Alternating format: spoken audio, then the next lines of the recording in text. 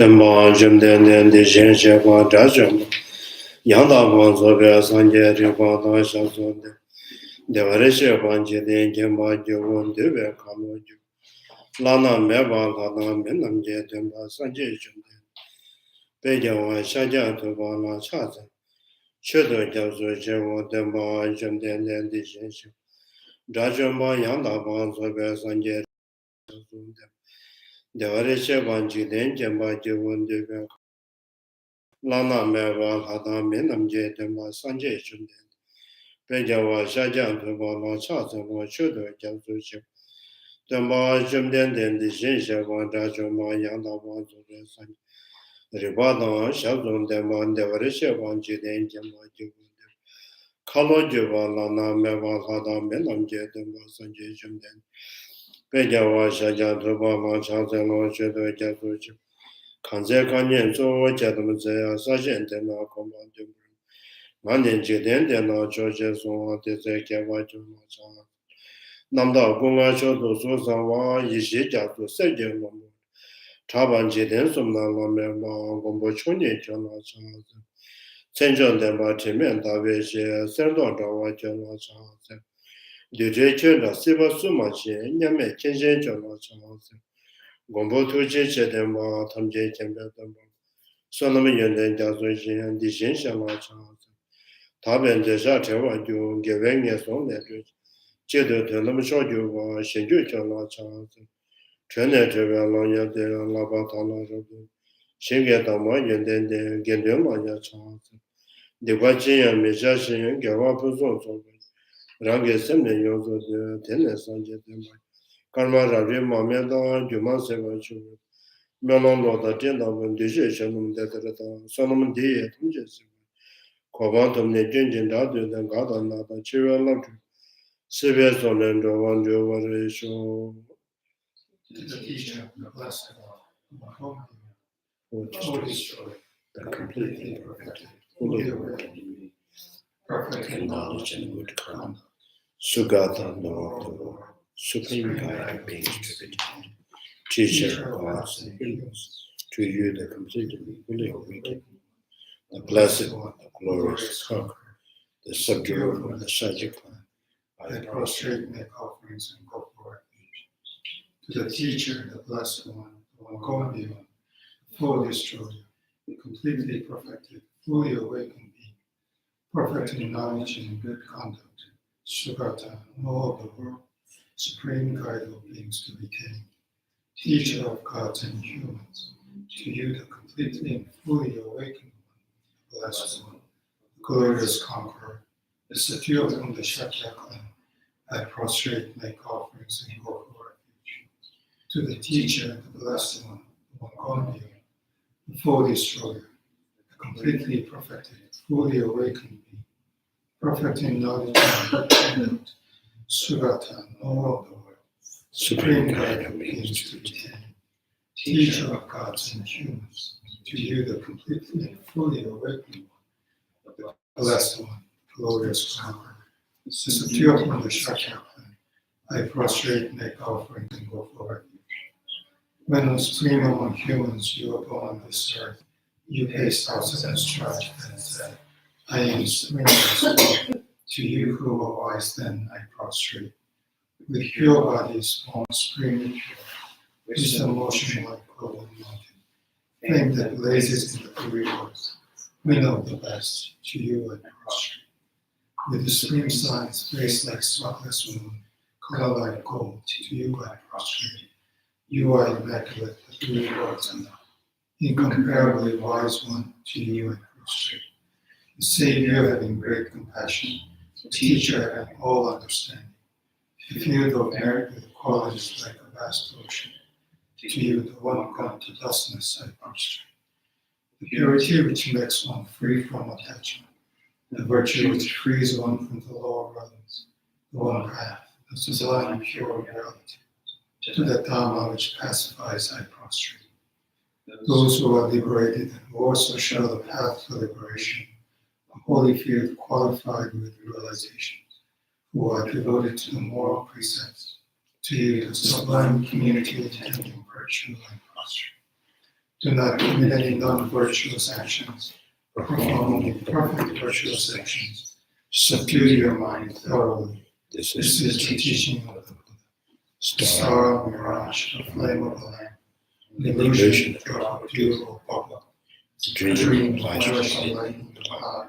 See conditioned things as such. Through these merits, may sentient beings obtain from all sin, subdue the four faults, and be delivered from motion of suffering, occasion, sickness, and death. Sanjay Lama Tsongkapha Dola Penji Sanjay Drupa Show, Sanjay Show, Dagen Zoji Bezona, Dola Penji Sanjay Drupa Show, Sanjay Show, Chanjo Pado, Dane Jazushi, Dagen Zoji Bezona, Dola Penji Sanjay Drupa Show. I go for refuge until I'm enlightened, to the Buddha, Dharma, and Sangha. Through the merit I create by practicing giving and the other perfections, may I quickly attain the state of Buddha for the benefit of all sentient beings. I go for refuge until I'm enlightened, to the Buddha, Dharma, and Sangha. Through the merit I create by practicing giving and the other perfections, may I quickly attain the state of Buddha for the benefit of all sentient beings. I go for refuge until I'm enlightened, to the Buddha, Lama, and Tsongkaphas. Through the merit I create by practicing giving and the other perfections, may I quickly attain the state of Buddha for the benefit of all sentient beings.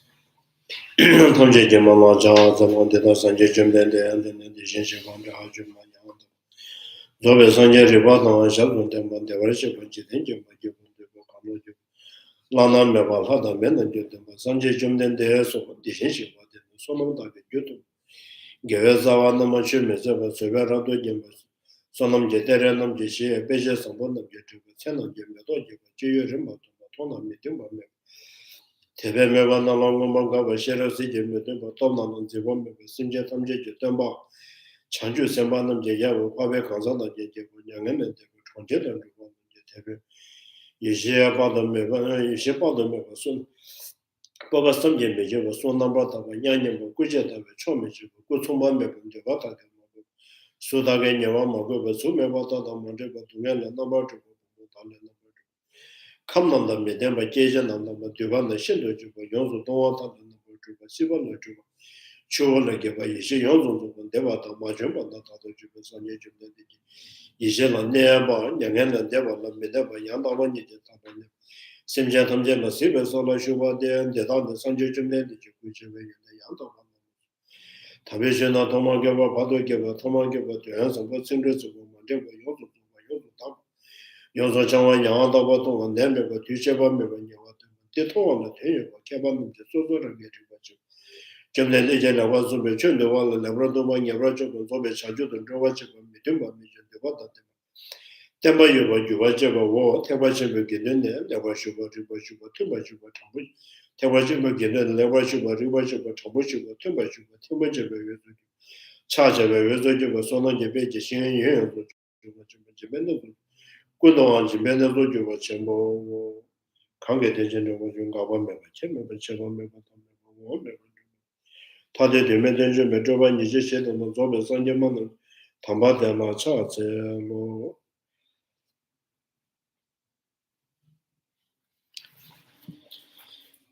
So,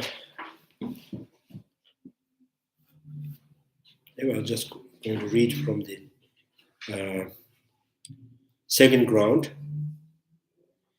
The second ground, the stainless. The second ground,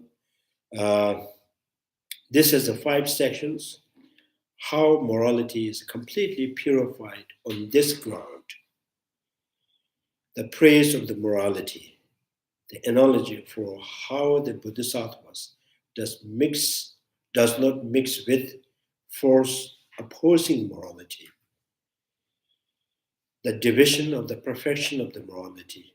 Conclusion stating the qualities of the ground. Now, how morality is completely purified on this ground. So it looks like, this talking about the pure morality and completely purified moralities. The two kind of making a distinction of two. Like, the monastic vows or lay vows, Bodhisattva's vows, Tantrayana vows. The pure morality means one who is hold on this morality or the vows and kind of, trying to restrain oneself from engaging or violating even the smallest kind of infractions of the vows. So that's called pure morality. The completely purified is not only kind of, try not to violate the vows, but not only the kind of how's that? Upholding the vows. Rather, they kind of they apply the antidote to prevent those negative emotions which cause the violation of the vows. So, in this second ground, is the morality is completely purified, not just pure.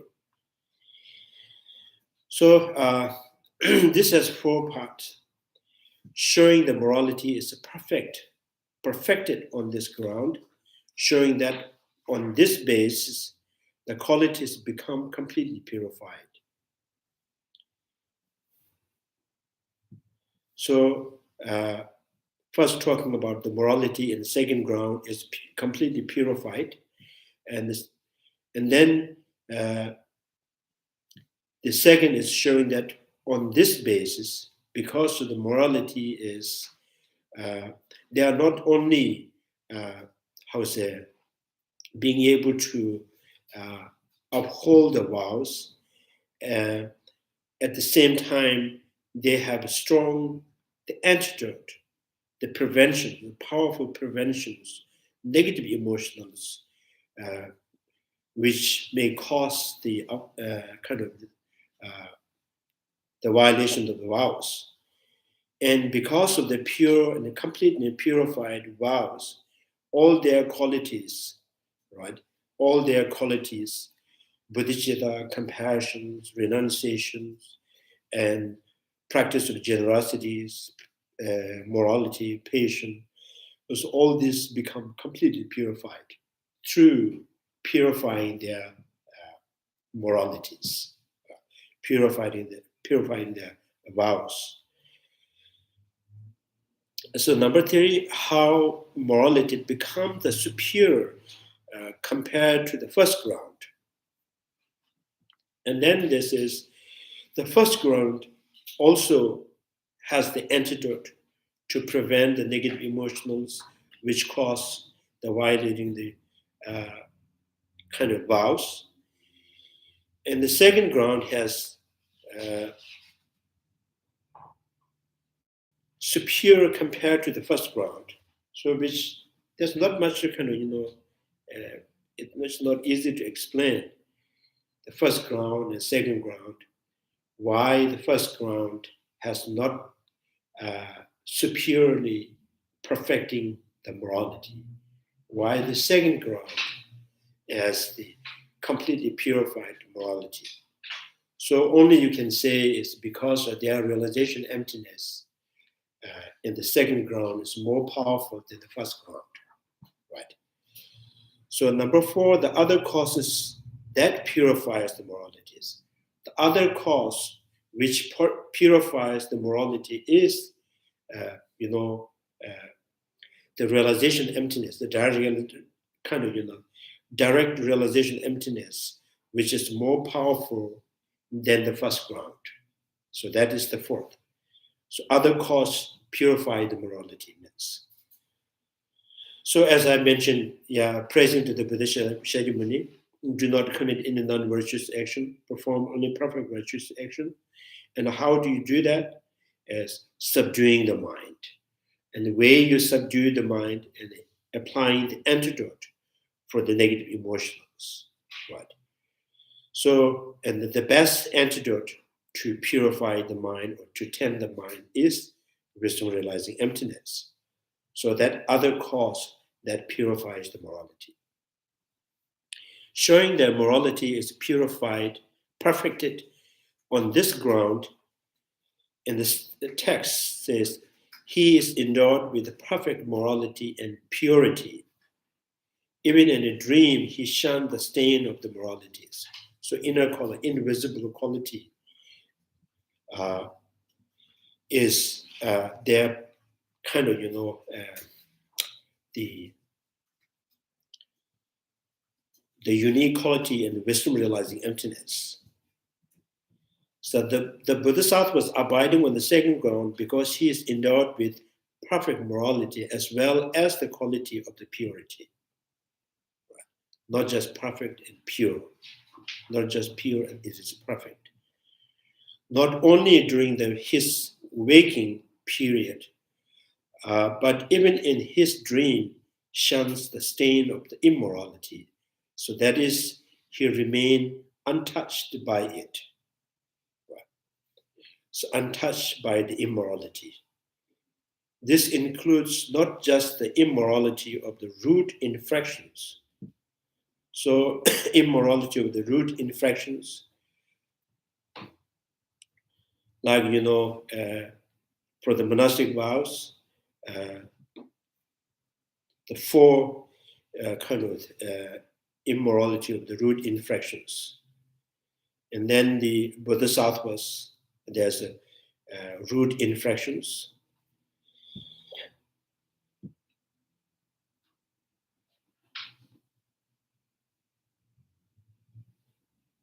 So in Bodhisattva vows, this is, if you neglect one individual, any kind of people, any sentient beings, neglect, like and deep in your mind, is I'm not going to, and never going to benefit them or never going to look at them.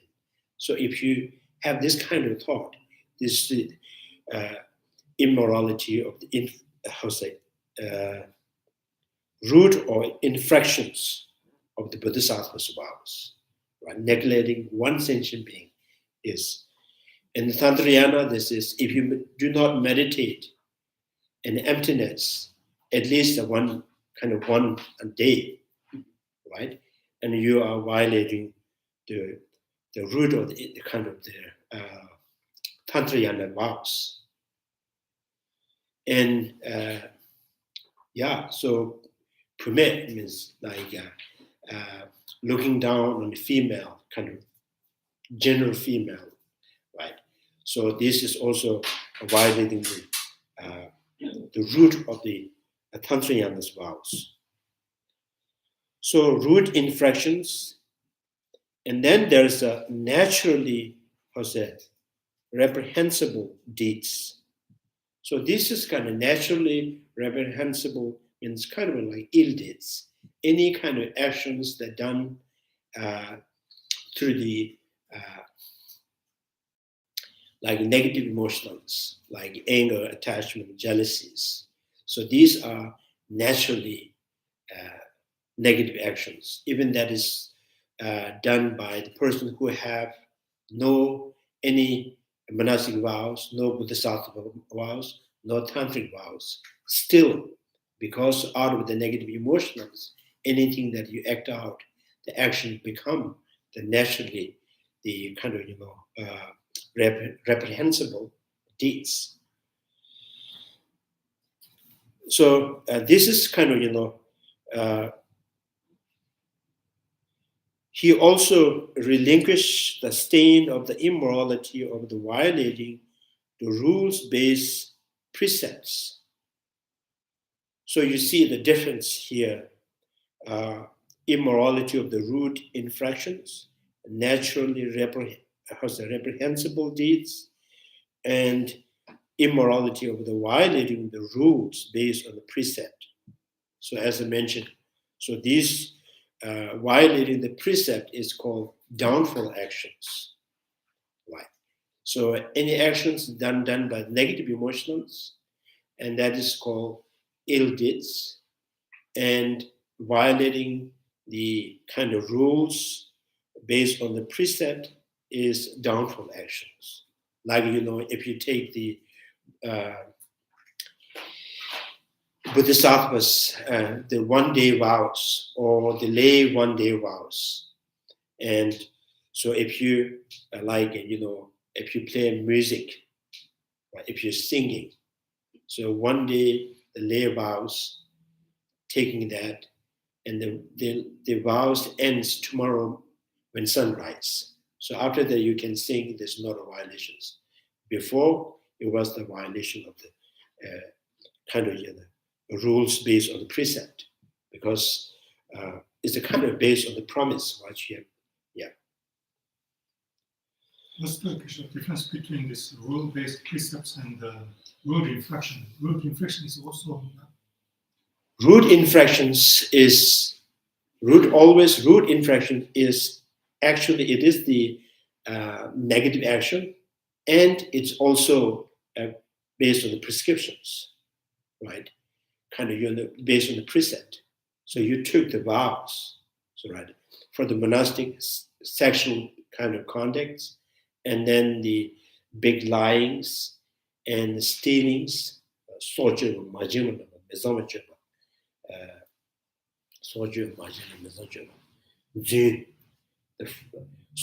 means killing human being, and sexual kind of, and then the lying, right, and stealings. These are basically, it is the negative actions. At the same time, this is the kind of engaging or kind of on those negative actions, also violating the monastic vows. So the root root infractions for the monastic is 4 root infractions, right? And then the secondary, there are many vows. 200 for the fully ordained monks, 253, and then not fully ordained monks, novels. So there are 37. So those 37 call simply infractions of the rules, and monastic vows, the fully ordained monks, the vows they call as the downfall actions. By violating, it may cause you to fall in the lower animal or something like that. So therefore, it's downfall actions.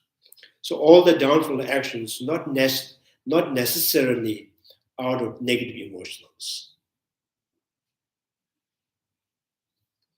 because of just ignoring or paying not attention or not serious about your commitment.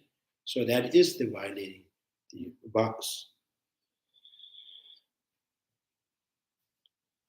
So it's here, it kind of making distinctions, reprehensible deeds and violating the rule based on the precept, because he does not inflame the afflictions that give rise to immorality. Because second ground, the wisdom, their wisdom is not only preventing, it is the totally remove those stain of the afflictive emotions. Stain means those afflictive emotions. There is no, even in a minute, these negative emotions cannot occur in their mind.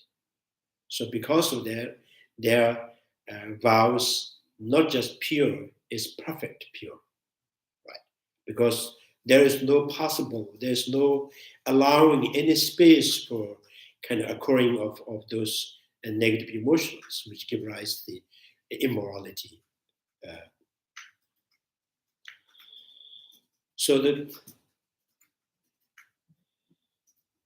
immorality, because the non-virtuous karma of transgressing the prescribed rules does not occur for him. So this second ground, not only those negative emotions not allowing active in their mind, right? Not only negative emotions, but there is no kind of, any kind of not paying attention, right? Paying attention on their monastic precept, Bodhisattva's precept, Tantayana precept, like, and also social ethics, right? They never, right, kind of, go against that, right? So it's not only negative emotions, even the small social kind of ethic, they do not violate that. So yeah, transgressing the rule with occurring, he has attained the coolness born of having extinguished the fires of remorse from occurring the downfalls of violating the prescribed rules. So Shila here called the kind of the ethics that which brings the coolness within the individual, because coolness means there is no any flame of remorse, regret. There's no any kind of concern about negative emotions which may occur and cause you to kind of violating the monastic vows or the Bodhisattva's vows. So it's very cool. So Shila, right?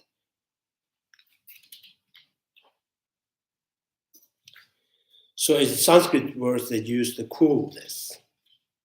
So which means no afflictive emotions, reducing, removing, not letting them kind of, active or abandoning them brings the coolness, right? Which means opposite that negative emotional is a flame. And out of negative emotions, any actions that burns you in hell realm and animals and many sufferings.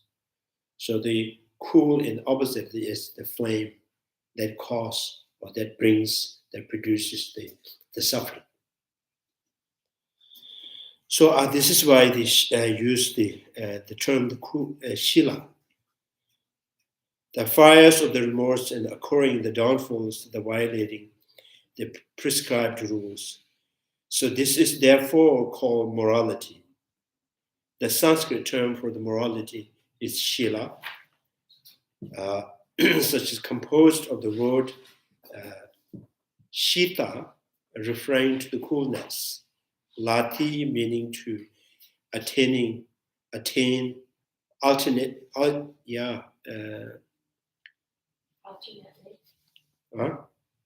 alternatively, right? It is called morality, Shila.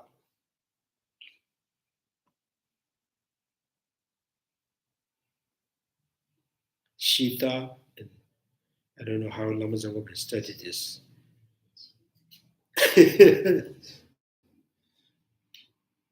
So normally, I think in Tibet, when they study, so they have to go with each words. So in India, Shila, Shil is the cool, right? And we say, oh, this gives me kind of cool in my mind, right? So Shil and Shila is kind of, it's not just cool. You have engaged in the practicing or in the practice that cools your mind, right, from the afflictions, the flame of afflictions. Literally meaning also the correct disciplines. Yeah. Meaning is correct discipline, because being the cause of happiness, this is it is something that is sought after by the sublime one. So this is saying that so morality is not just disciplined, morality is not just kind of to restraining negative actions. So morality is those noble or sublime one finds this is the fundamental ground to bring the happiness, right? Is the kind of is the foundation of the bringing the happiness. So sought after by the sublime one. So all these noble beings who have succeeded in bringing happiness in their mind found this, the morality is the foundation of the happiness. So these are explanations of the word Shila based on the etymology, something that cools your mind down from the flame of afflictive emotions and negative karma and remorse. So with regard to its actual nature, morality is defined in terms of 7 relinquishment. So normally we call Bondi 7 relinquishment, the 7 from the body, 4 sojourn.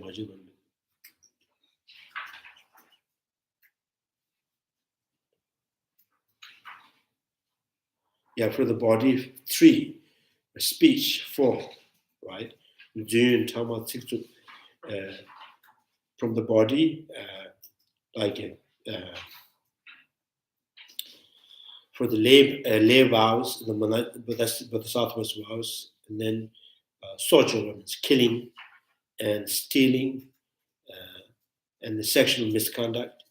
From the speech, lying, and kind of divisive speech, and the harsh words, not kill. The not kill is the just gossiping, right? Senseless gossiping. So the relinquishing the 7 negative is called 7 relinquishment. The abandoning of the 7 immoral act of body and speech. The underlying the state of mind that give rise to these 7 relinquishment are non-attachment and absence of covetousness, and the covetousness is the jealous. Actually, napsim is the attachment and aversion. So something harmful thought and then cravings are the which are the cause which give rise to negative actions. Right? And jealousy, I'm not sure. So, there's a better way. Yeah. Yearning to possess. Absence of covetousness and non-aversions, which is the absence of harmful intent. Right. And third is the right views, which oppose the wrong view by including these motivating factors. Morality referred to the 10 relinquishment, the 10 positive course of actions that overcomes the 10 negative course of actions. So negative actions and negative course of actions, or path of negatives. So this is the different things. Negative actions, like for example, non-virtue and the course of non-virtuous actions, 2 different things. Non-virtue is like, for example,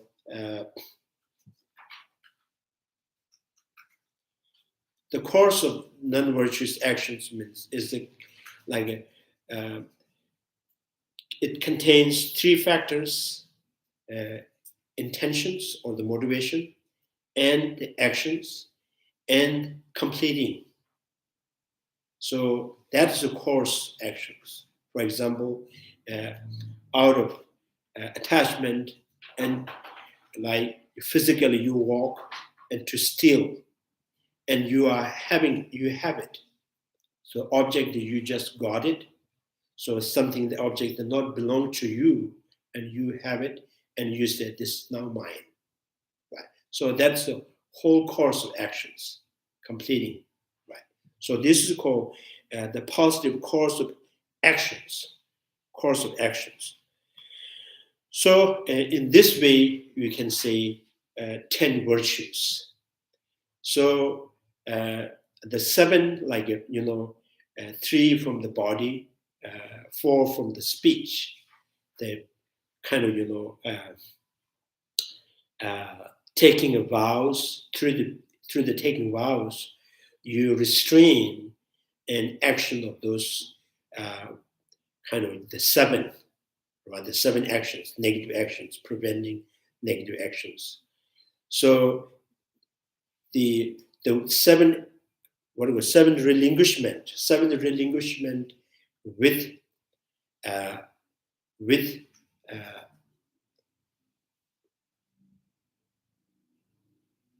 so with non-attachment, or 7 relinquishment.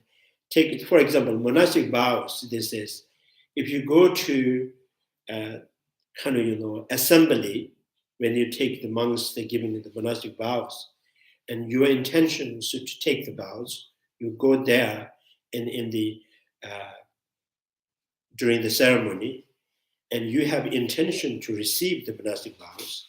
And while you're receiving, if you sleep, you still get the monastic vows. So that called 7 relinquishment, the mere 7 relinquishment, is there's nothing positive intention from you while you're sleeping. And when you take monastic vows or the lay vows, at the time, you have some kind of a comparative, like, oh, now I'm better than my friends, right? So these are kind of, this, you still kind of gets the vows. So that's called 7 relinquishment only. Now, some people take these vows with, now by taking these vows, I'm going to apply the antidote to overcoming the attachment. So this 7 relinquishment kind of took through the practice of non-attachment, right?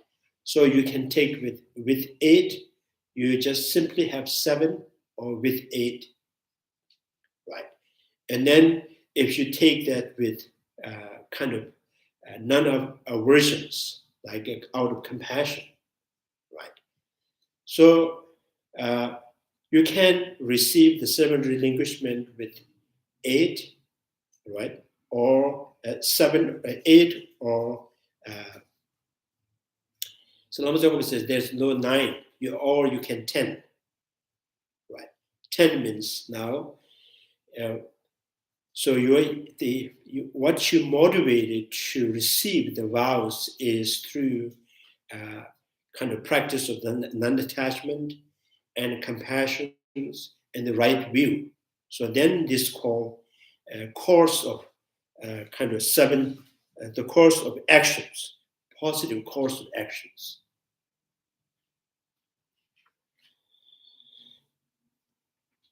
So yeah, monastic vows, you have to kind of, what is the required to be able to receive the monastic vows of the lay vows, like 1 day lay vows. And this is the only thing that you need to know, I am receiving it, right?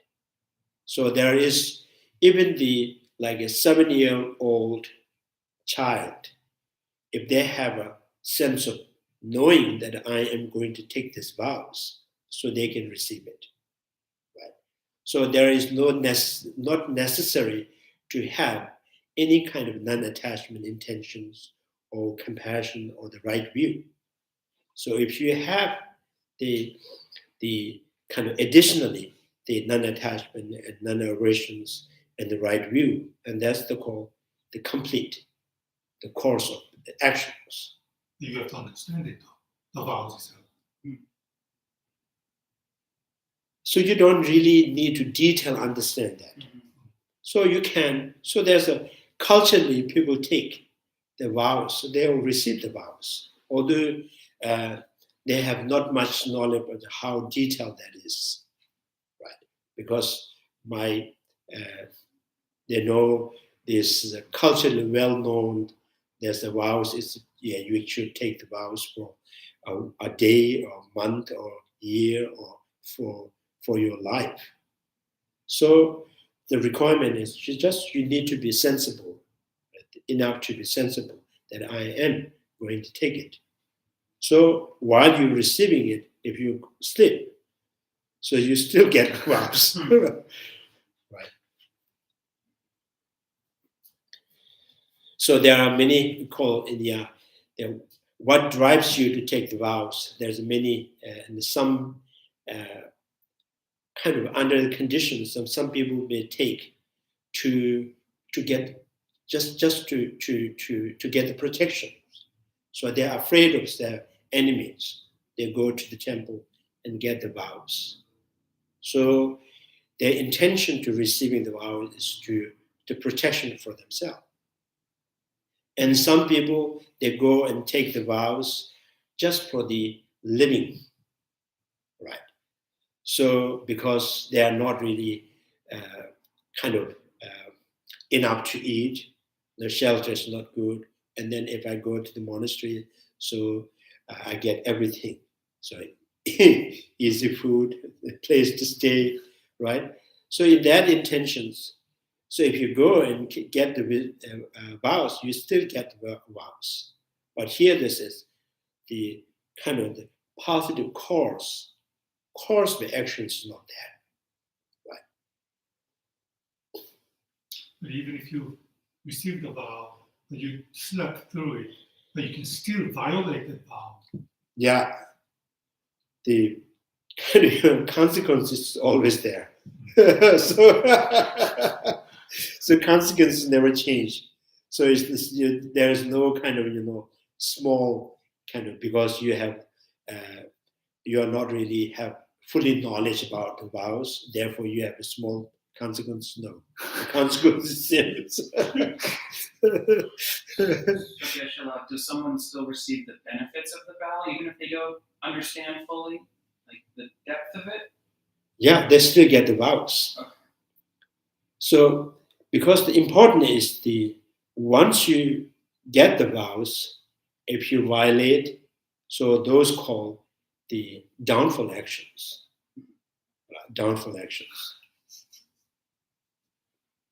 So so this is kind of the consequences of the benefit of the taking vows and the consequences of from the vows, right? Negative consequences of the violating the vows. And then now, if this is kind of why you need to take the vows in order to complete your path, right?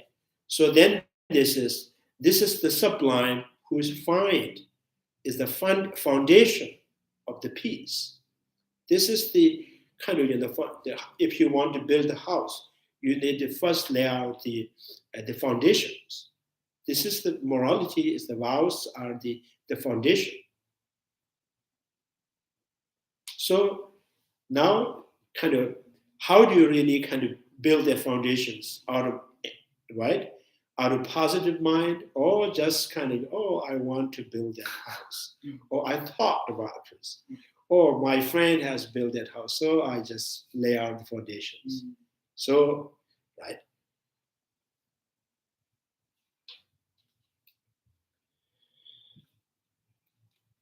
So then I mentioned that, during the Bodhisattva Muni, there's a big Naga came to the teaching. So when he kind of show his body, and here's the big snake, and on the head there's a tree, right? The tree on the head is very painful. So these are he kind of, one thing's the one good thing about that person is he had received the teaching from the Buddha and he has practiced.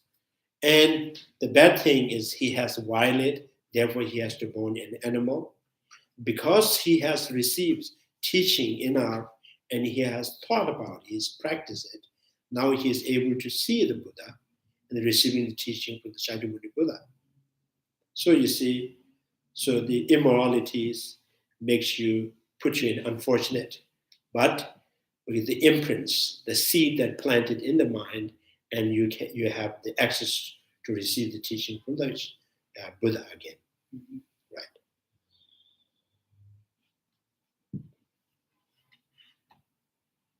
So sometimes in the Tantrayana, the term they use, the commitment. Tantrayana, the term is commitment, tamsik. So each commitment has the commitment, a particular deity. So deity also follow the commitment.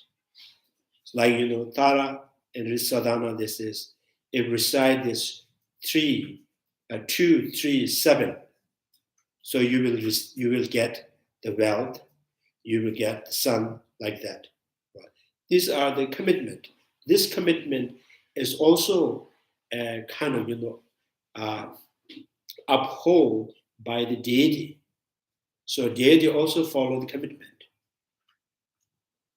So Tantrayana, there's some of very tantric practitioners. Their mind and their intentions very bad.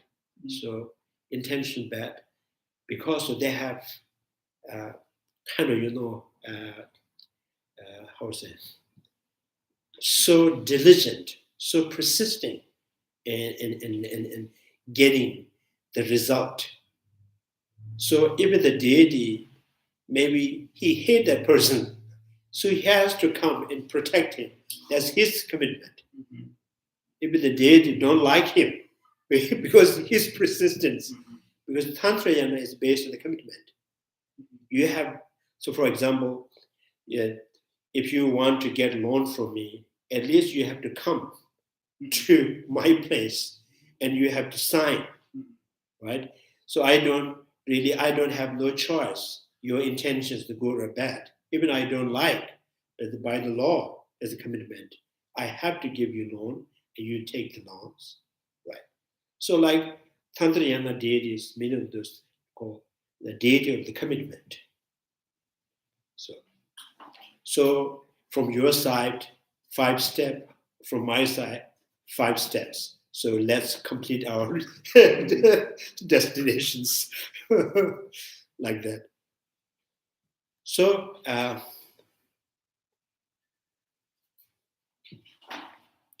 Ringa class, there's many of those deities, just kind of form of the deities as a manifest from the commitment. So out of commitment, they have some kind of like, wrathful and then graceful and peaceful, many, many ways. So these are out of commitment. And yeah, so Tantrayana used the term the commitment. If you commit to do this, complete this, I will give you this. Right? So the deity then never back up from their commitment. Right? So the person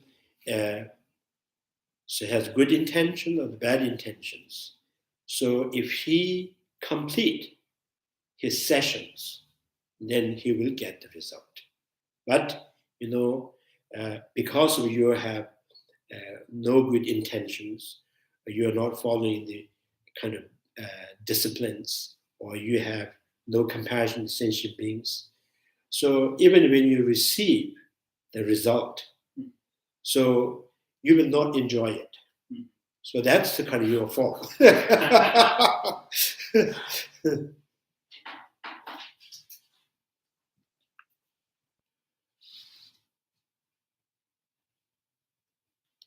Yeah, so this is like people who kind of doing the business. Everybody kind of do something for their peace and happiness, right? So some people, so kind of, they may succeed in their kind of, in the business, they have get the profit. So their intentions is to bring peace and happiness to the individual. So having succeeding in their business, when they make enough money, the wealth, still they are not happy. So that they're their faults, right? Because they do that for the happiness, but no happiness. Right? So like in Tantrayana is also like that. The deities, they comes and they grant their whatever the result is, but it's up to the practitioners who can enjoy it or not enjoying it. Right. So it's and the monastics is Shila, they call it, Shila. And the lay vows called Shila.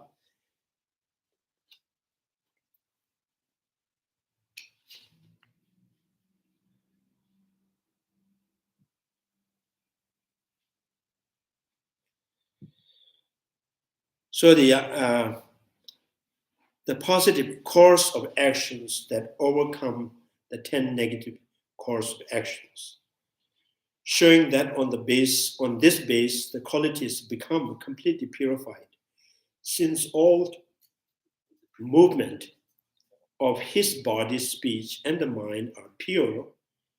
He accumulates the excellent virtue of all 10 course of actions.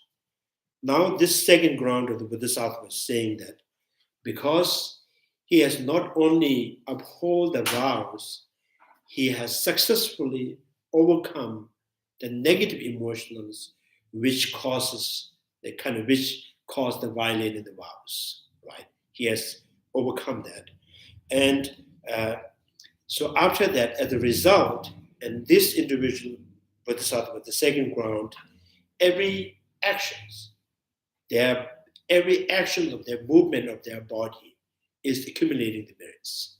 Every speech that the kind of, every breath of that is accumulating the merit. So the benefit of this kind of, completely purifying the morality. So, so there's a praises to the Bodhisattvas. You are even just breath, one breath, just going out, that benefits the sentient beings. So this is kind of through the perfecting their morality, right? Right. So every movement of their body, speech, mind is accumulating the merits as a result of the perfecting the moralities. So one might ask, how do the qualities of this Bodhisattva come to be purified because of his perfect morality? Since all his movement, the threefold activity of the body, speech, and the mind are pure without even settled downfalls throughout his awakening and dream states. He accumulates without omission the sublime or excellent virtue of all 10 course of actions. To accumulate all 10 course of means to fulfill the first 3 course of action, such as relinquishing, killing through his body, for the four middle one, from the through his speech, and the 3 final course taught his mind, through his mind.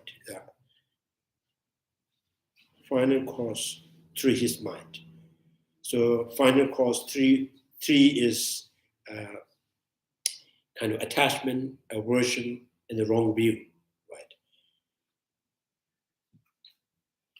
In pursuing this, not only does the Bodhisattvas refrain from transgressing the bound of the prescribed act, he also accomplishes the positive prescriptions of the moral code.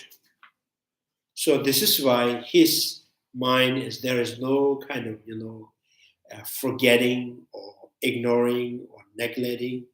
So always kind of, alert, or never ever, even the smallest kind of like social ethics, there is no violations. So this is because he has completely purified morality through the powerful, the wisdom that directly perceiving the emptiness. So this is why you see this Bodhisattvas, the Sangha, the ultimate Sanghas, are infallible protector. So they will never deceive, they will never ignore you, they will never forget. So this is why it's the object to take refuge. Right? So this is the real Sangha, ultimate Sangha. How morality becomes the superior compared to the first ground. So in the text says, not only this path of virtue, but in all 10 deeds, he becomes the most excellent and pure. Just as the radiant autumn moon adorns the night sky, morality adorns him with peace and radiance. So this is where I say, example, the autumn moons, like it gives you the peace, like coolness, the moon, and then it's kind of stands out, right? In kind of whole night, it just kind of it stands out, kind of uniquely, right? So this second ground of the Bodhisattva says, not only he is pure, he has a pure morality and completely pure morality. He even the physicals, he stands out among the crowd. So like the autumn moons. So I think this is very, very kind of significance that to remember when I go for refuge to the Buddha and the Bodhisattva, right? Go to the Buddha, you take refuge to the Dharma, to the Sanghas. That you remember this quality of the Sangha, and keeping that in mind, and then kind of putting faith in the Sangha. So there's kind of the immediate relation to the ultimate Sangha. So then Bodhisattvas, when you understand the quality of their kind of inner quality and outer qualities, so this is the kind of you hear this. This is the best kind of puja. Puja means pleasing them. So you understand, like at least some kind of the grosser the qualities of the sangha.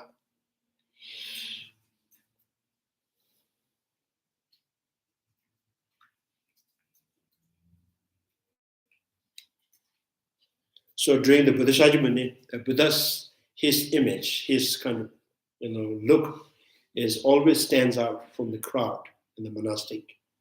And there's one monk who pretty much some people get kind of thought, oh, maybe this is Buddha. So there's one monk as a Kashyapa. So he has a very good look and very kind of impressive kind of the shine. So Kashyapa, when Buddha passed away, the Kashyapa, the monk who stands on the Buddha's throne, and he gave the teaching. So whatever he received from the Buddha. So Kashyapa.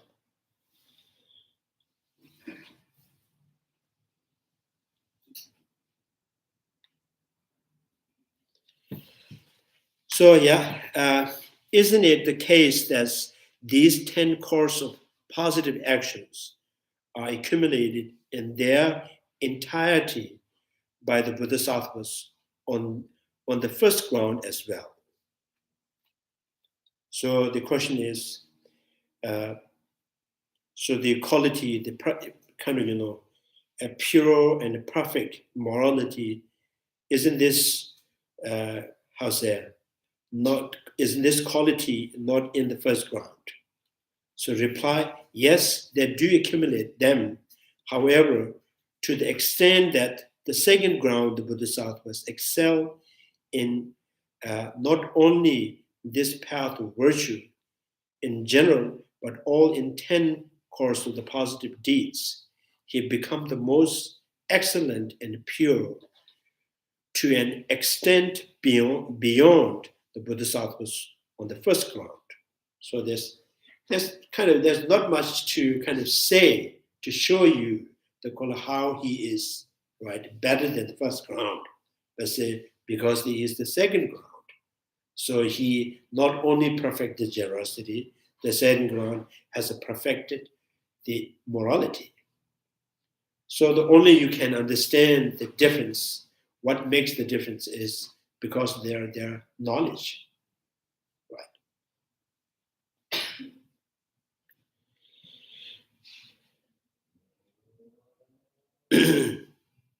So because he already possessed optimally, the superior generosity described in the discussion of the first ground, and since among the remaining 9 perfections, he does not possess the excellence in the practice of the forbearance, the patience, and so on to the extent he has for morality. Morality is described as a superior here. It is not that the other perfections are not present. He has all the 10 perfections, but he is superior in the second kind of perfections. So the reference to the 10 deeds is but an illustration of the prescriptive right, morality in deeds. So this is 10 virtue is just kind of illustrations. All his physical and verbal and mental actions, any activities. Right? So, so we must include here all positive prescriptions of the morality as well, just as the radiant autumn moon possessed the twin qualities of the cooling, the scorching pain of heat, and being resplendent,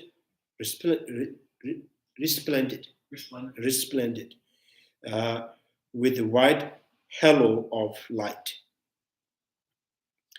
Likewise, the Bodhisattva who always abide in the utterly pure ethical discipline, the one who abides such pure morality is adorned beautifully with peace of having guarded the door of his sense, the radiance such that his body glows with light.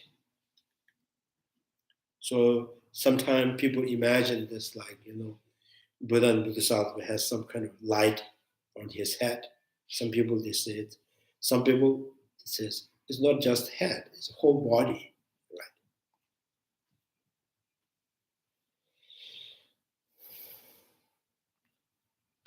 So other causes that purify the moralities. Should he, through pure, and the text says, should he, though pure, see in the terms of the intrinsic nature, his morality will remain impure because of this. Now the right view and the wrong view is the matter here. Thus, with respect to all 3 elements of the discipline, now respect to 3 elements of the discipline means like,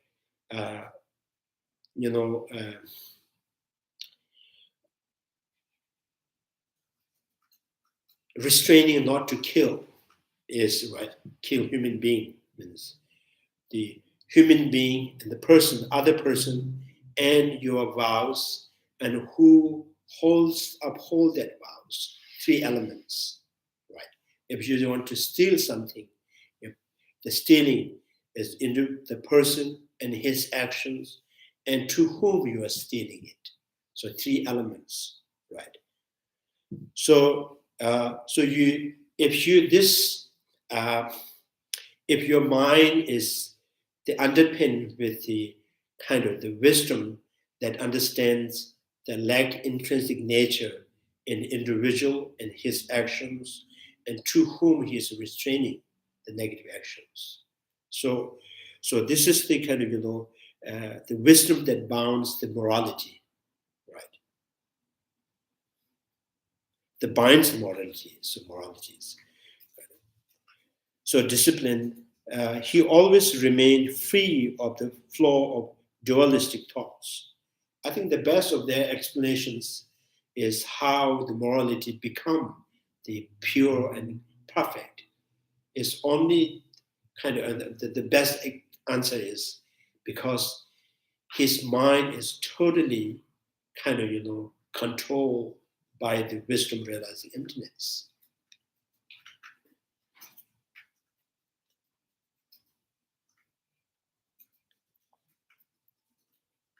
So in the sutra, they say, a fully ordained monk may be specially pure in his morality with respect to his pratimoksha monastic vows, but should he not relinquish seeing the phenomena as established through their own intrinsic natures, this monk's morality will remain impure because of this reason.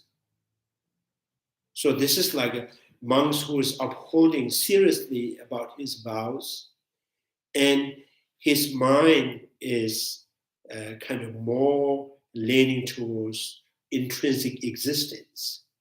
So this person, the way he holds the kind of vows is like person who is seriously kind of looking after the ruined house, the house that's ready to kind of fall down, and he keep painting it, remodeling it. So sometimes changing the floors, right? So kind of things that every day you're just kind of patching up the house.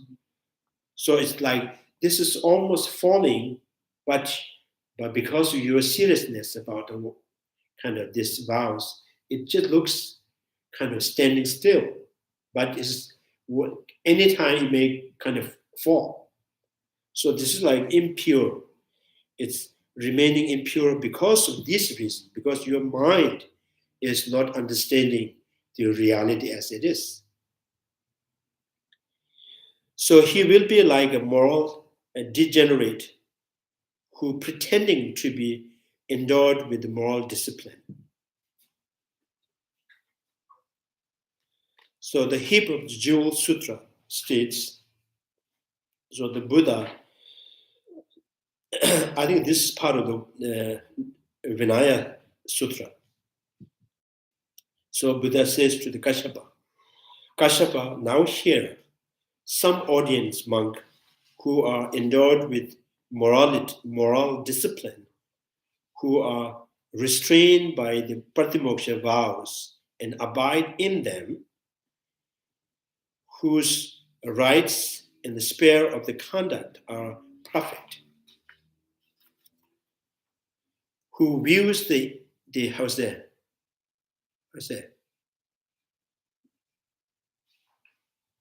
Minute. Yeah, I think minute, reprehensible act with fear. So this is usually in the Vinaya, this is you have to be always watchful towards your vows, like yak. They're always seriously concerning about his tail. So yak goes to the forest. So for a head, they don't much care about the head. So they just go a little bit. If the tail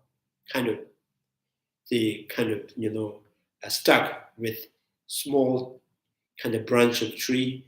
They just sit there, don't move, because they have so much care of their tails.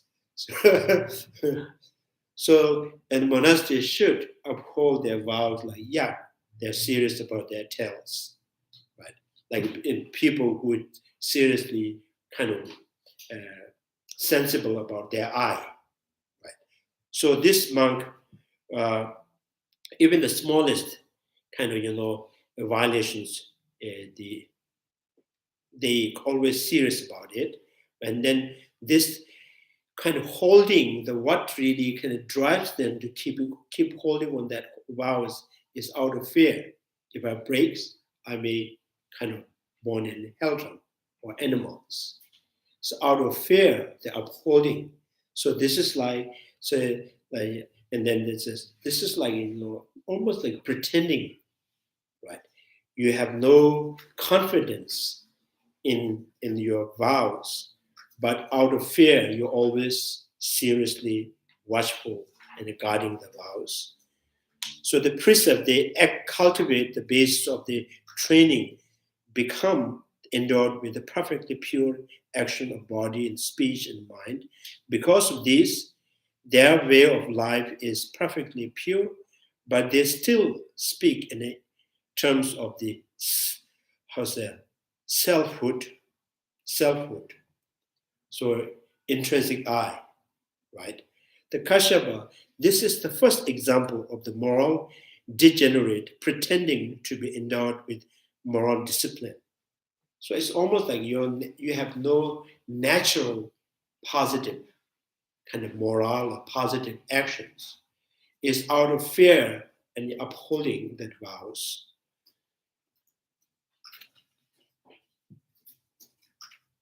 To speak of the selfhood, to objectify, this is to indicate by abiding with grasping at I and grasping at mine, and its meaning should not be understood in terms of the commonly shared notion of the identity view. So like it's not a self-sufficient I, right? It's not grasping a self-sufficient I. It is more like grasping intrinsic I and intrinsic mind. So your mind is constantly kind of bind with these two wrong view. So your moral is like almost like a kind of it's kind of like pretending to be moral or trying hard to be moral, right? So it's not like natural. You have no natural actions, right? Or you don't want to, right? Yeah, sometimes it's like that.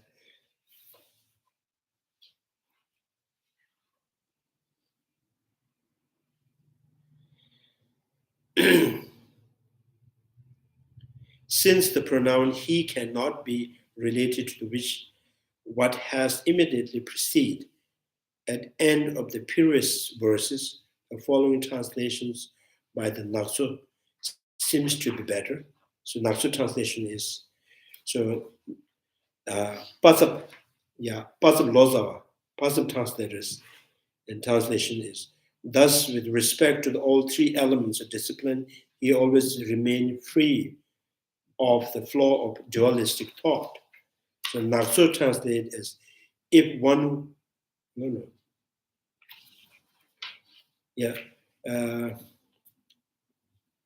Pastor translations, should he, though pure, see in terms of intrinsic nature, his morality would remain impure because of this.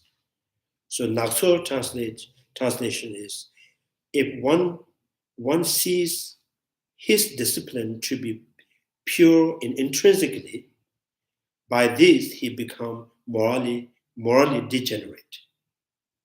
So two things, right? The different translations, but the same meaning, right?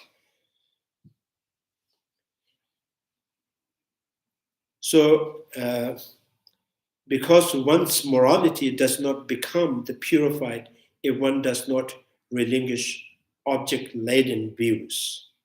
So what is the laden? Like, Loaded. kind of, yeah. So kind of or burden. Yeah. Object basis. Object basis. Mhm. Does not relinquish object-laden views. So again, it's the same things. The grasping intrinsic existence, kind of seeing things essentialist, kind of exist, right? Things exist by their own essence, right? So we Bodhisattvas on the second ground always remain free of flow of dualistic thoughts, grasping at the intrinsic existence in terms of real versus unreal, and so on with respect to all three elements, the beings in the relation to whom immorality is to be relinquished. What antidote is applied to relinquished, and who relinquished them?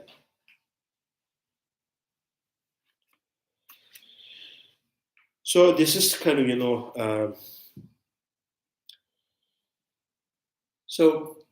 I think what this whole alliance is trying to establish is, so you need the morality, because the morality is the foundation of the peace. Morality is the foundation of the building the realizations. Now, this morality is not only just to say it's good foundations, but this is the only foundation that found the sublime or noble beings. Noble beings all first uphold their vows and morality, and then they generate the kind of wisdom realizing emptiness, generating compassion, and Bodhisattva. So they're all qualities is really standing based on the morality. So this is why the morality is important. Now the second thing is the morality is not like you are kind of acting, right? Morality has to be naturally equipped within you. It has to be naturally possessed, right? It kind of done by kind of naturally from the body and speech. So how can you really, with this morality, naturally comes with you? And then this is, for that you need to gain the wisdom that understands that everything is absence or intrinsic existence, right? And otherwise, the kind of the flip side is you're upholding the serious about the morality, and your mind is totally kind of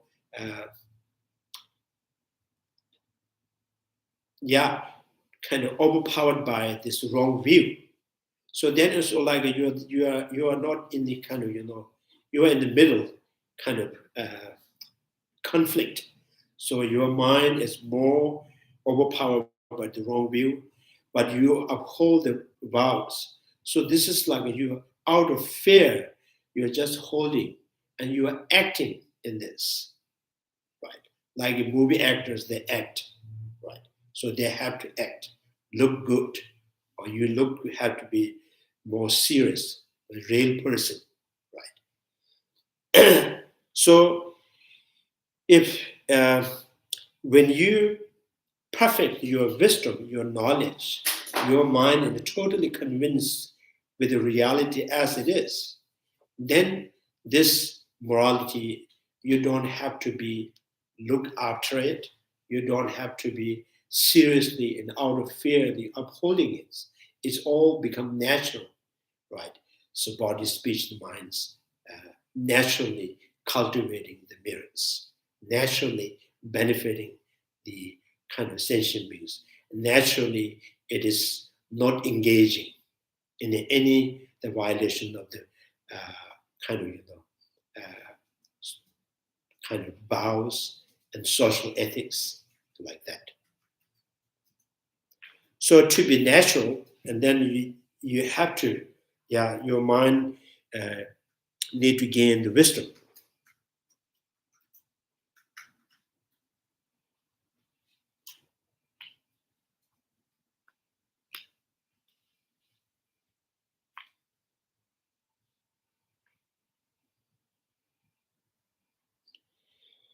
So, any questions?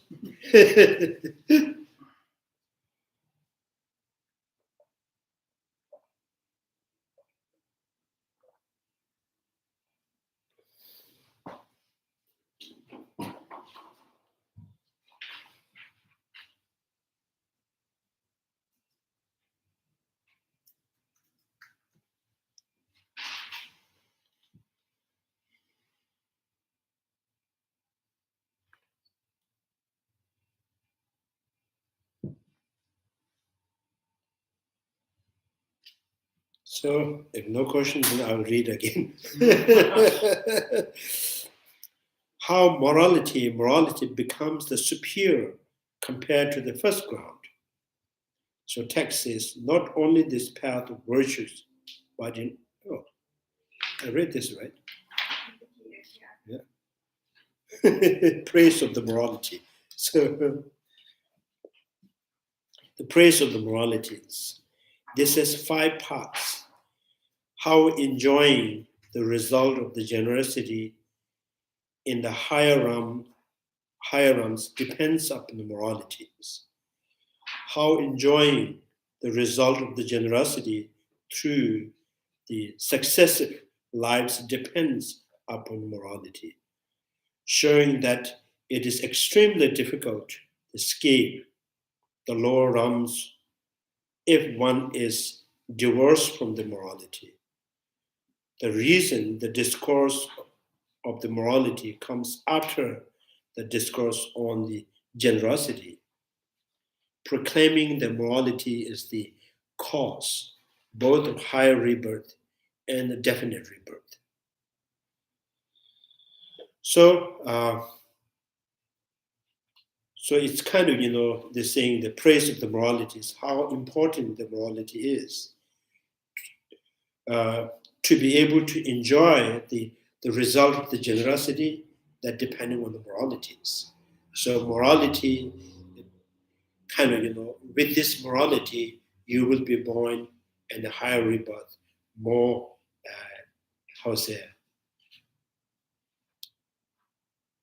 environmentally pure and more better life. So with better life and enjoying the result of the generosities. So which means the flip side of that, generosity, the result of generosity may come to you, but because of the violating the morality, you may have born an unfortunate realm. So you have to you will get the result of the generosity in unfortunate realm, right? So maybe result you are having it, you are not being able to enjoy it because you are in like lower realm, right? Unfortunate realm. So if you in the better rebirth and enjoying the result of the generosity, so there is more benefit.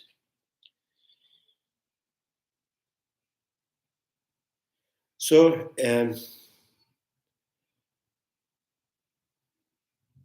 so then again, this is if you enjoy the result of the generosity, so because of that you are enjoying the result of generosity, and you may find more interest in practice of the generosity. That continuously you want to be more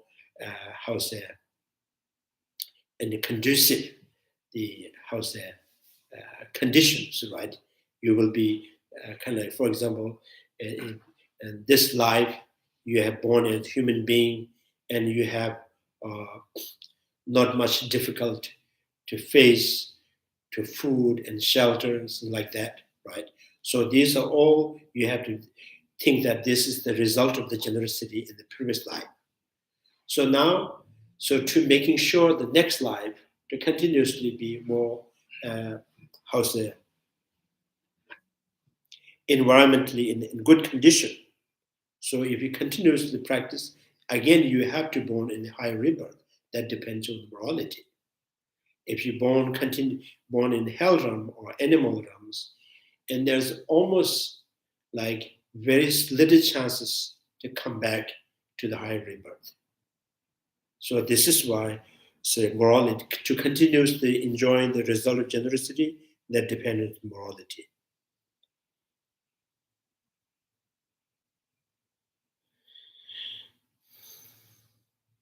And then liberations and enlightenment only you can attain in a higher rebirth, not in animals, hungry ghosts.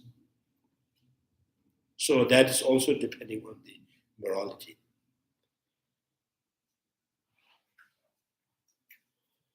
So how enjoying the result of generosity in the higher realms depends upon morality, having spoken of how the Bodhisattva's morality is endowed with perfect factor. The following is present to show how, in addition, the qualities of the generosity are exceeded by those of the perfect moralities, which is the superior for all perfect qualities. So text says, wealth through generosity is found even in the lower realms. The result of generosity you can experience in the lower realms, which means the generosity is not going to help you to born in higher rebirth.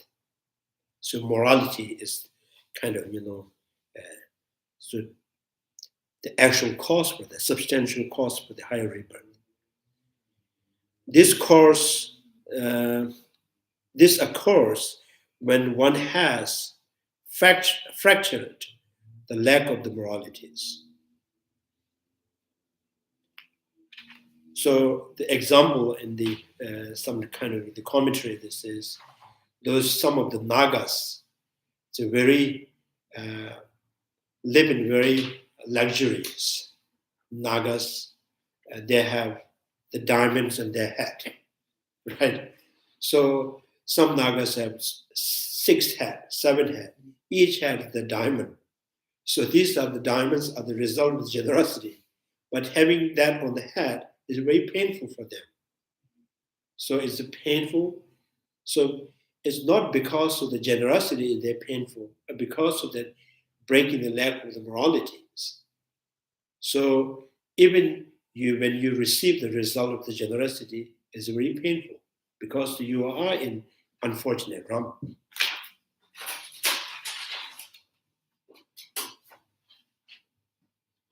Yeah, and Pandit Mati, Pandit Mati, when he first he came to Tibet,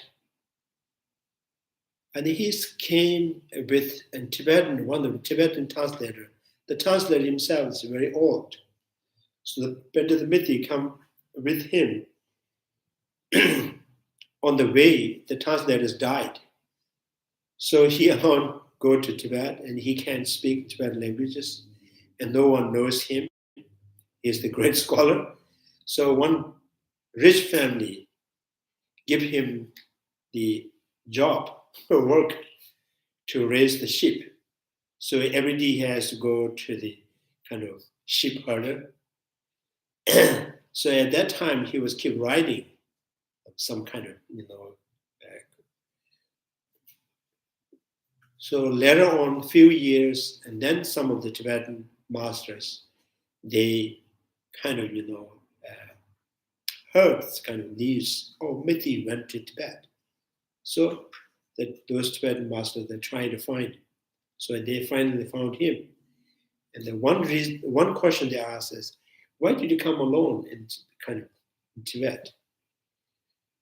So I think he has many different reasons, but one of the reasons is he sensed that his mother born in this, there's one family. And then he says, very unfortunate, and she born as the hungry ghost, and kind of, there's a, what do you call sheep, it's barns, when she barn. barn, right? So there's a corner, there's a small, kind of tiny hole. So Mitty found that the hungry ghost, the lady, holding the golden stove. So the golden stove is the result of the generosity, but because she's hungry ghost, she cannot cook. So that's kind of showing us the morality is more important than the generosity is. Right? Even you can have a golden stove. It's quite big. So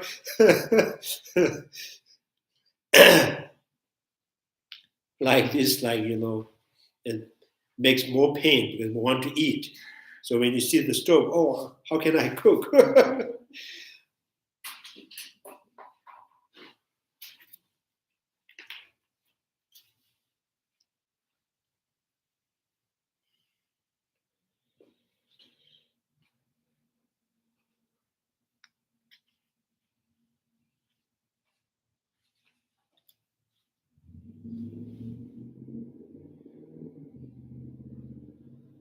So generosity by giver. Let me just read here.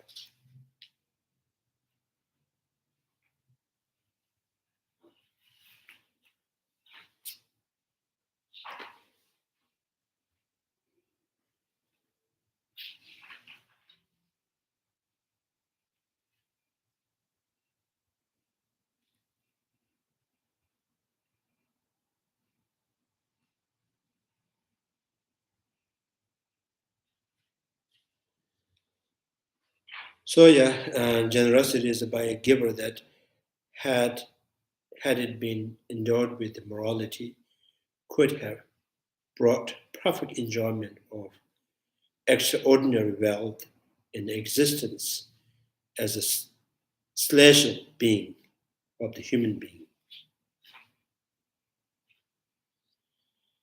May instead bring enjoyment of the varieties of perfect wealth in the lower realm, such as when one take birth in the occasional hell as a bull, as a horse, an elephant, monkey.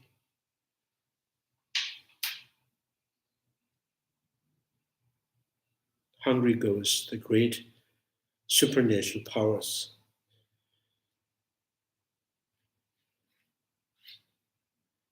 When one has fractured the legs of the morality, this is to say, when one is divorced of morality.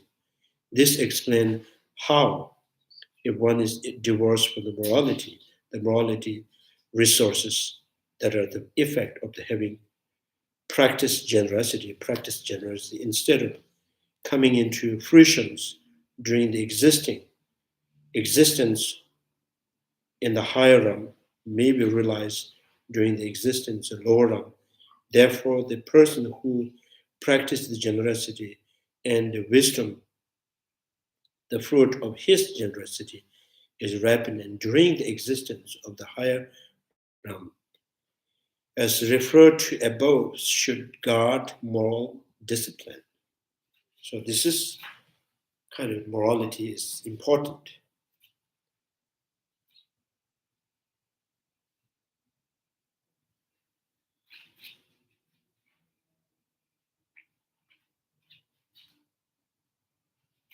Yeah, even in non-Buddhist school, the Hindu, the Tantrayana practitioners, the Tantrayana in the Hindu.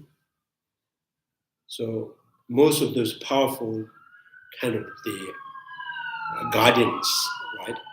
So all of them, it looks ugly is because they have done some negative things. So most of them. So even the in non-Buddhist school, Hanuman. So Hanuman mother. So she was in her previous life in heaven. So she violated the vows, or she has to born in human being. Then the one fortunate thing is she was empowered by the Shiva before when she was in heaven, she empowered. So the result of empowerment, she gave birth Hanuman in the human realm. So it's like there's good news and bad news, good news and bad news.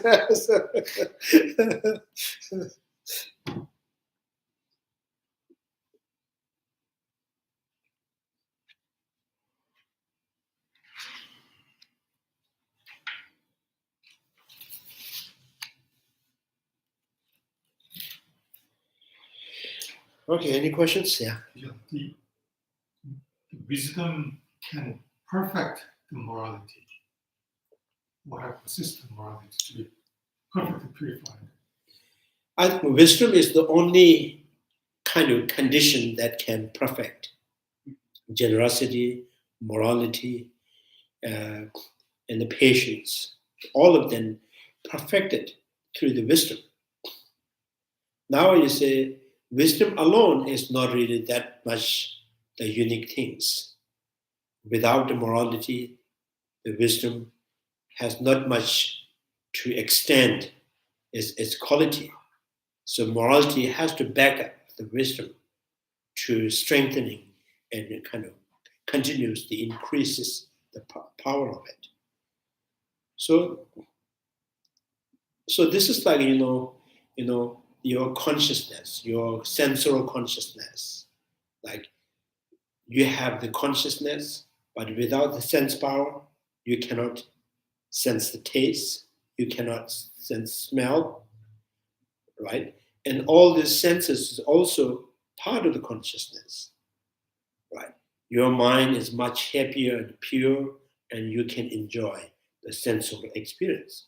Your mind is more sad and disappointed, hardened, and even the taste quality is kind of not good. So without the taste, there is no consciousness. Just by it, you cannot enjoy anything. So like this is like the wisdom and the morality is like that. Without wisdom, morality is just pretending and trying hard to be a good person, right? So without morality, the wisdom has no work, no job. So the wisdom giving kind of employee when there's the morality, when there's the patience, when there's the kind of generosity. So then it's useful, the wisdom. So it's not like wisdom brings the morality automatically to the house. Yes, yeah. So yeah, so if you continuously increases the wisdom, at the same time, morality, generosity, patience, they all kind of purified and complete, perfecting it.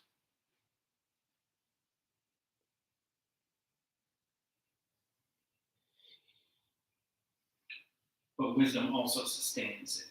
Yeah, wisdom sustained by this morality and generosity, right? It kind of giving a strength, kind of supporting the wisdom. So at the same time, wisdom gives the insurance to them. So if there is no customer, insurance company is no power, right? Someone has to deposit little by little to the insurance. So insurance comes, I'm going to I'm going to protect you, right? So here, this morality and the wisdom is not objectively there's no independent phenomena. Right?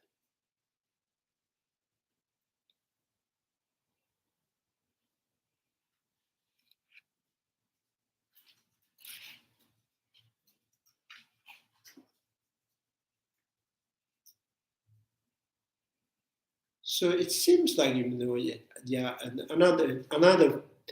the way of thinking is the clarity of the mind and being able to enjoy the object, right? So if the clarity is so there's more clarity, and your ability to enjoy a sensual object is has a greater.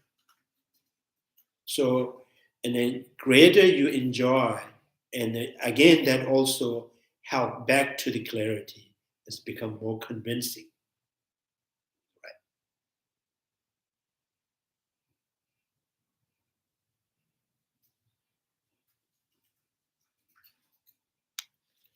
So I think this is pretty much, Buddha said, yes, it's good to uphold the morality because the morality is the foundation of the whole happiness, all good qualities.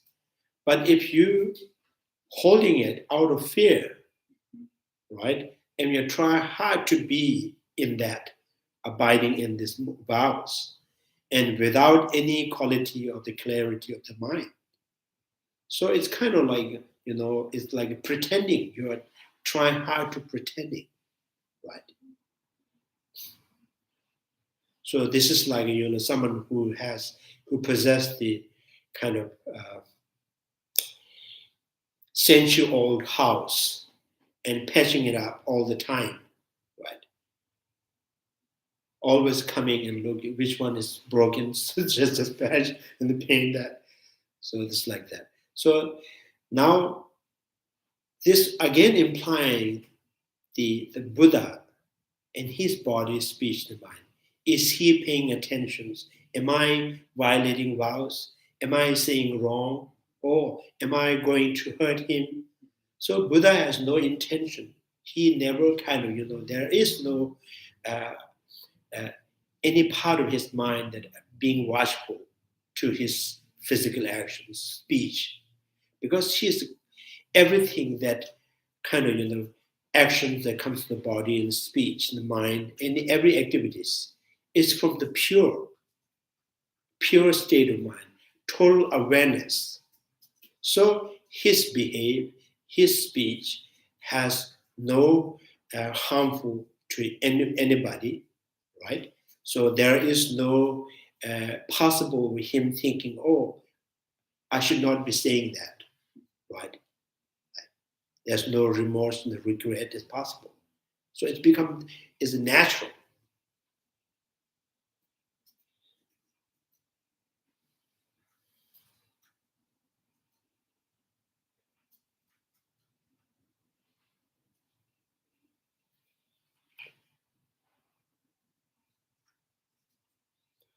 So from the beginning, we have to go with both morality and the wisdom, morality and generosity, morality, yeah, and then patience, and then you have to pay a kind of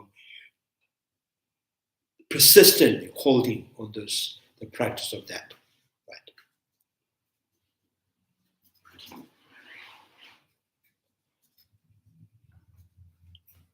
So in important, this also important uh,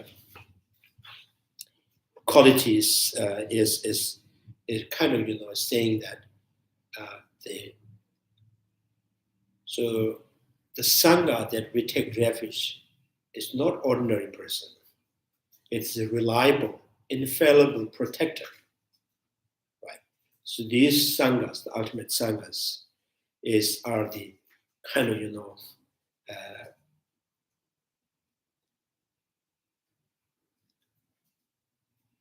kind of I don't know, never fail to protect you, right?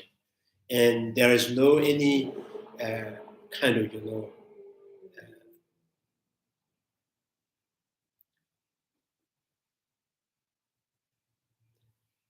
there is no any dangers to putting faith in them, right?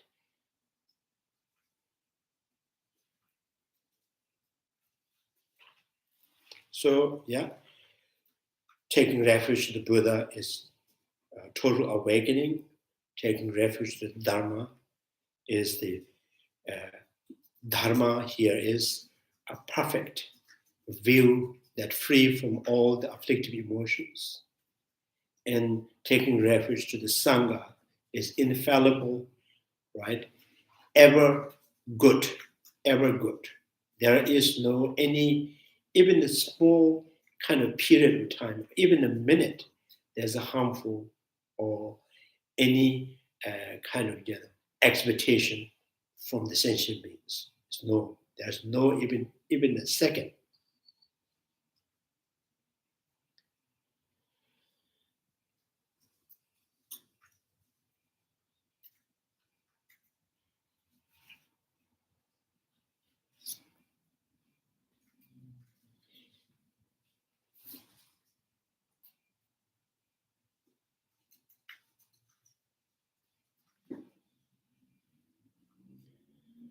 So Dharmakirti text, what makes infallible protector, and by perfecting the wisdom and compassion.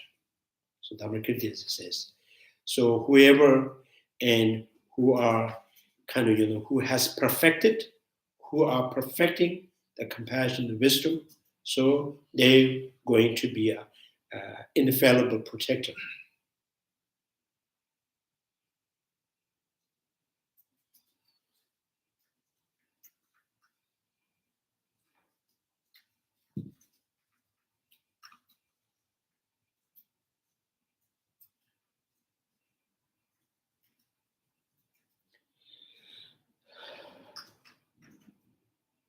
Any questions?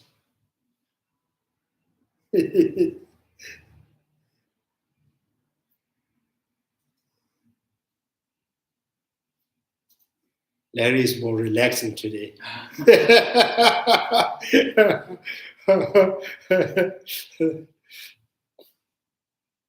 you took the drops?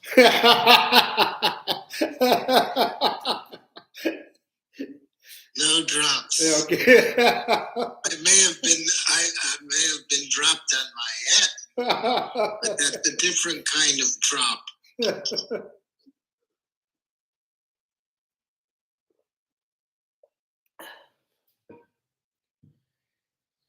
Any other questions?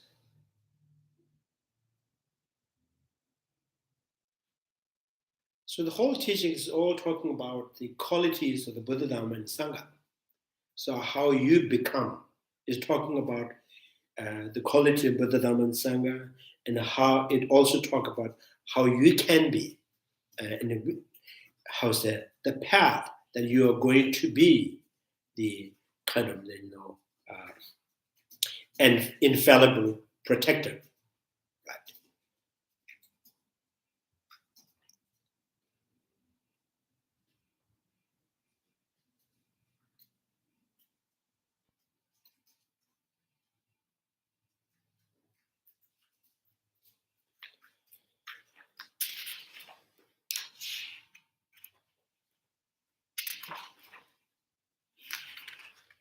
So there's only 3 pages for second ground.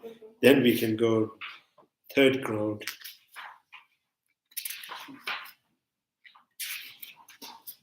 When you come sixth ground, then there are a lot of debate.